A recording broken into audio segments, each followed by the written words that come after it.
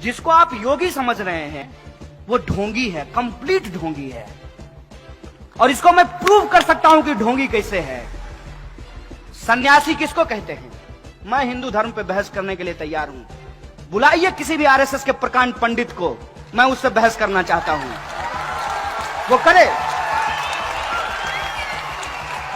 वो करे हमसे हिंदुइज्म की बहस। किस पे बहस करना चाहता है? रामचरितमानस पे, गीता पे, किस पे बहस करना चाहता है? सन्यासी किसको कहते हैं? सन्यासी कहते हैं जो गृहस्थ धर्म को त्याग देता है, उसको सन्यासी कहते हैं ना। वो सांसारिक सुख को त्याग देता है, उसको योगी कहते हैं। भगवान राम अपने सौतेले भाई के लिए, पिता के वचन के लिए, सौतेली मां के लिए अयोध्या का राजपाट छोड़ करके कहां चले गए? जंगल। योगी जी का ओरिजिनल घर जानते हैं कहां है? उत्तराखंड।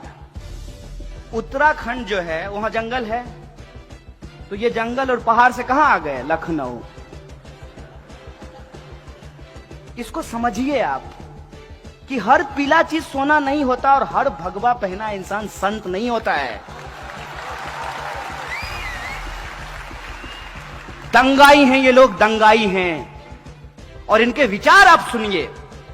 ये जो ढोंगी हैं, इन्होंने एक सेना बनाई। अब देखिए हिंदू धर्म को कितना बदनाम कर रहे हैं। हिंदू युवा वाहिनी, ये हमारे धर्म का अपमान है। हमारे धर्म में तमाम तरह की व्यवस्था अपने आप की गई है। सबसे पहला बात, अरे जो जैसा करेगा वैसा भरेगा, ये मूल बात है। तो कोई अगर अत्याचारी है, पापी है, उसका सजा भगवान देंगे। तुमको टेंडर कब मिला बे? कब बोले राम जी? बताओ हमको, कौन सा तुमको फैक्स आया है कि हमको बड़ा तकलीफ हो रहा है, हमारा घर बना दो? तुम राम का घर बनाओगे? है? अपना उपाय नहीं, अपनी कुर्सी के लिए, अपनी राजनीति चमकाने के लिए, अपने गली चौक चौराहों पे बाह फैला के घूमने के लिए तुम हमारे भगवा रंग का बदनाम कर रहे हो।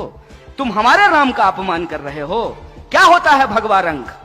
भगवा रंग इस देश में वीरता का प्रतीक है, कायरता का प्रतीक नहीं है। भगवा रंग इस देश में लोगों को बचाने का प्रतीक है, लोगों को मारने का प्रतीक नहीं है। भगवा रंग इस देश में साहू जी महाराज का रंग है, छत्रपति शिवाजी महाराज का रंग है, तुकाराम का, संत तुकाराम का रंग है। और तो और यहां कुछ बौद्ध भिक्षु बैठे हुए हैं। बौद्ध भिक्षुओं का चीवर का रंग भगवा होता है, जो शांति और अहिंसा की बात करते हैं।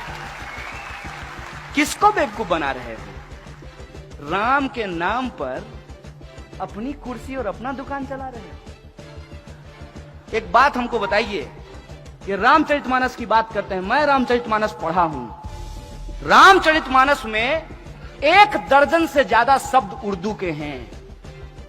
गरीब नवाज शब्द रामचरितमानस में लिखा हुआ है। और उर्दू जो है वो हिंदुस्तान की भाषा है, वो अरब की भाषा नहीं है। हिंदुस्तान में ही उर्दू बोली जाती है। रामचरितमानस जो है उसमें एक पंक्ति लिखी हुई है तुलसीदास की। हालांकि तुलसीदास ने कुछ गलत बात भी लिखा है, जिसका हम खुले तौर पे जो है समर्थन नहीं करते हैं, विरोध करते हैं उसका। रामचरितमानस में लिखा है, रावण रथी विरथी रघुवीरा। रावण रथ पर है और भगवान श्री राम पैदल चल रहे हैं। अभी बंगाल के हाई कोर्ट से रथ यात्रा निकालने का परमिशन किसको मिला है? राम जी को कि रावण जी को? तो सोचिए ना, अपने तर्क का इस्तेमाल कीजिए ना। और मैं गलत हूं तो मुझे बताइए, मैं अपने आप को ठीक कर लूंगा। मैं प्रधानमंत्री थोड़ी हूं कि कुछ बोलने के चलते आपको जेल में डलवा दूंगा। आपको सुन करके आश्चर्य होगा, मोदी जी एक बार एक राज्य के दौरे पे गए। एक डीएम जो है वो चश्मा लगा करके उनके सामने खड़ा था। भूल गए होंगे आप लोग। अरे रोज नई नई घटना घटती है, कितना याद रखेंगे। चश्मा लगा करके खड़ा था छत्तीसगढ़ में। उस डीएम को सस्पेंड कर दिया गया।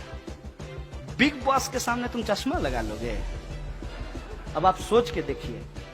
आप नौजवान हैं, आप यूपीएससी करना चाहते हैं, आप महाराष्ट्र पीसीएस का एग्जाम पास करना चाहते हैं, और ऐसा आदमी जो अभी तक अपना डिग्री नहीं दिखाया है, उसके सामने आप चश्मा लगा लें तो आपको नौकरी से निकाल दिया जाएगा। आप ऐसा भारत चाहते हैं क्या? हमने ऐसे भारत की कल्पना की थी क्या? लोगों ने 2014 में मोदी जी को इसी बात के लिए वोट दे दिया था।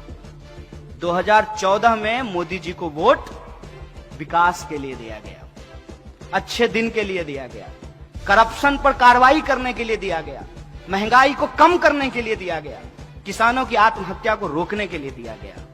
कौन सा एक काम है जो सरकार ने किया हो और हम लोग उसको स्वीकार नहीं कर रहे हो? आप ही हमको बता दीजिए। क्या इस देश में किसानों की आत्महत्या रुक गई? और क्या किया गया किसानों के लिए? कोई स्टेप भी अगर लिया गया होता तो हम मान लिए होते। जो योजना को ये गला फाड़ फाड़ करके बताते हैं उज्ज्वला योजना, उसकी हकीकत क्या है?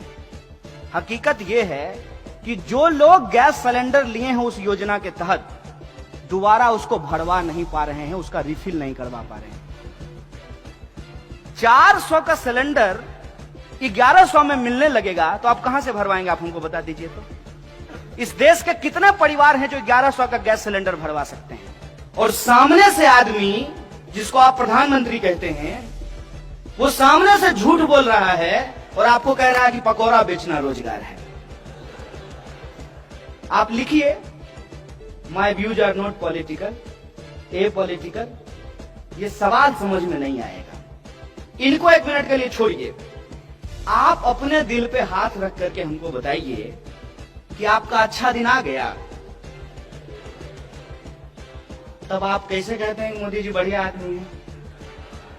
और जब हम मोदी जी पे सवाल पूछते हैं तो कहते हैं कि मोदी जी का विरोध करने के अलावा आपके पास कोई काम नहीं है। हम बोले हम इतना निकम्मा है कि एक निकम्मा प्रधानमंत्री का विरोध करने का अपने आप को अपना काम समझे हम?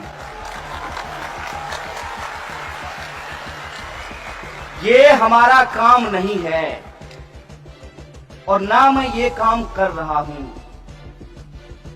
हम लोगों को एक बात समझनी होगी कि हमारे इर्द गिर्द जो चीजें हो रही हैं वो अपने आप नहीं हो रहा है, उसके पीछे एक कारण है। हर कारण का एक परिणाम होता है, हर परिणाम का एक कारण होता है। उस बात को जब आप समझेंगे तो आप भी मेरी तरह परेशान हो जाएंगे। आपको सोच सोच करके आश्चर्य लगेगा कि इस देश में हो क्या रहा है और क्यों हो रहा है। जब आप इस बात पे विचार करेंगे कि इस देश में संविधान खतरे में कैसे है तो आपको ये सच चारों तरफ दिखने लगेगा। और मैं साधारण उदाहरण से आपको एक बात बता देता हूं। हाथ आगे करके जिस संविधान की प्रस्तावना को, उद्देशिका को आपने पढ़ा है, उसके शब्द पे आपने कभी गौर फरमाया है?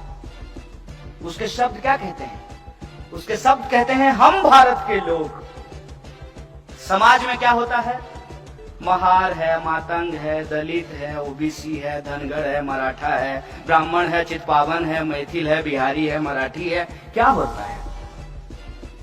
उद्देशिका क्या कहती है? We the people of India, हम भारत के लोग। फिर भी आपको लगता है कि संविधान खतरे